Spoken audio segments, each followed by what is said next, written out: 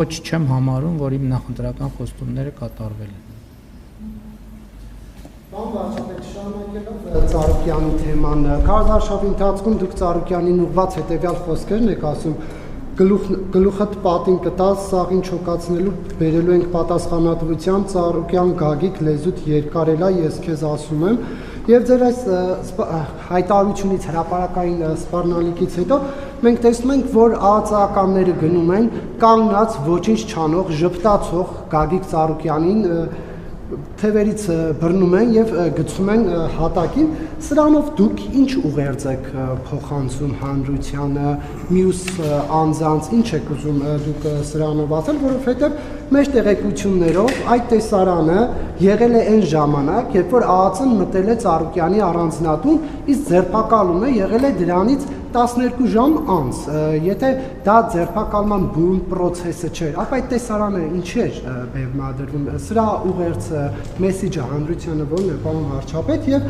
Ծառուկյանի կենդանիների այդ թեման 2000-ականներից, եթե չեմ սխալվում, մամուլում շրջանառվում է, բայց գոնե ձեր իշխանության օրոք դա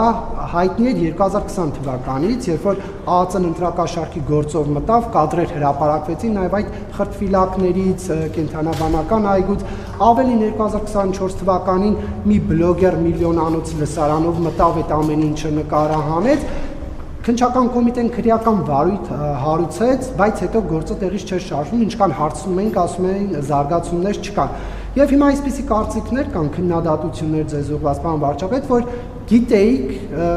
չէիք դա օգտագործում եւ պահում էիք որպես մահակ ընդդիմախոսների, ընդդիմադիրների նկատմամբ եւ քաղաքական նպատակահարմարության պայմանավորված դա օգտագործում եք։ Ինչպես կմեկնաբանեք այս ամենը։ Բանեմ հետեւյալ կերպ, որ ինչպես ասել եմ, 8 տարի մենք ստիպված ենք եղել պայքարել այդ թվում դատա իրավական մաֆիայի դեմ եւ այն մարդիկ, ովքեր չեն ենթարկվել եւ այդ գործերը, որոնք պատշաճ ընթացք չեն ստացել, այդ թվում հանցավոր պայմանավորվածությունների պատճառով եւ մարդիկ շարունակել են իրենց արտոնյալ զգալ եւ դատա իրավական համակարգը այդ թվում նորմալ չի գործել։ Հիմա Հայաստանի ժողովրդի եւ կառավարության ակնկալիքն է, որ դատա իրավական համակարգը նորմալ գործի, որպեսզի դա նաեւ նրա մասին է խոսում, որ մինչեւ հարցերը չեն հասնում համաժողովրդական քաղաքական մակարդակի, ինչ որ խնդիրներ շարունակում են դες տեղապտույտի վիճակում հայտնվել։ Օրինակ, ասում են, որ քաղաքական հետապնդում Ես ասում եմ, որ ընդհակառակը տեղի է ունեցել մինչև վերջերս քաղաքական չհետապնդում, որովհետև այդ թվում պետական համակարգում գործող շոշափուկները նախորդ քաղաքական իշխանությունների պրոտեկցիոն պայմաններ են ստեղծել շատերի համար։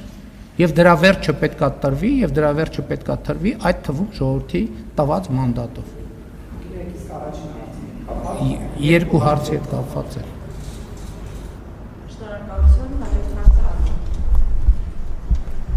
Պարոն Փաշինյան